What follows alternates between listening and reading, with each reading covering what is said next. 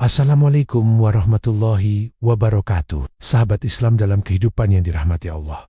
Teman-teman, pernah nggak sih kalian nemuin Al-Quran yang udah rusak, sobek, atau kertasnya udah lapuk banget sampai nggak bisa dibaca lagi? Pasti bingung kan? Mau diapain ya? Dibuang sembarangan jelas nggak boleh. Karena Al-Quran adalah kitab suci yang harus kita muliakan. Nah, menurut para ulama, ada beberapa cara yang dianjurkan. Pertama, dengan cara dikubur. Caranya, bungkus mushaf yang rusak itu dengan kain yang bersih dan suci.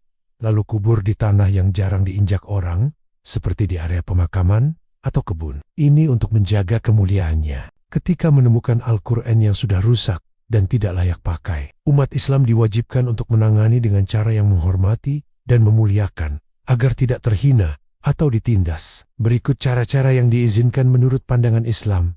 Pertama, mencoba memperbaikinya terlebih dahulu. Langkah pertama yang disarankan adalah memperbaiki Al-Quran tersebut jika masih memungkinkan. Misalnya dengan menempelkan bagian yang sobek atau memperbaiki tulisan yang luntur, sehingga bisa kembali dibaca dan dimuliakan di tempat yang mulia. Jika sudah tidak bisa diperbaiki, lakukan langkah penghancuran yang layak. Jika kondisi sudah sangat parah dan tidak bisa dibaca lagi, Al-Quran dapat dimusnahkan dengan beberapa cara berikut.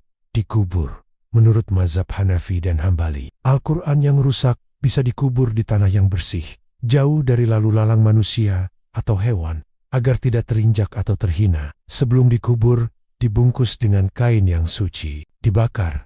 Menurut mazhab Maliki dan Syafi'i, pembakaran diizinkan dengan niat memuliakan, bukan menghina. Contohnya adalah tindakan Khalifah Utsman bin Affan radhiyallahu anhu yang membakar mushaf yang tidak standar untuk menyatukan tulisan Al-Quran menjadi rasam Utsmani yang digunakan hingga kini, dihancurkan di air. Bisa juga dimasukkan ke laut atau sungai hingga tulisan dan tinta luntur, sehingga firman Allah tidak terlihat lagi dan kemuliaannya tetap terjaga. Menghapus tinta untuk Al-Quran yang ditulis dengan tinta yang bisa dihilangkan. Tulisan ayat dapat dihapus dengan air atau penghapus tinta. Kemudian kertasnya bisa dibuang ke tempat sampah setelah tulisan hilang. Ketiga, hal yang harus dihindari, tidak boleh menangani Al-Quran yang rusak dengan cara yang dianggap menghina. Seperti dilempar ke tempat sampah secara langsung, diterajang, diinjak, atau ditumpuk dengan barang yang tidak suci. Dibakar dengan niat menghina atau menodai kesuciannya seperti aksi pembakaran Al-Quran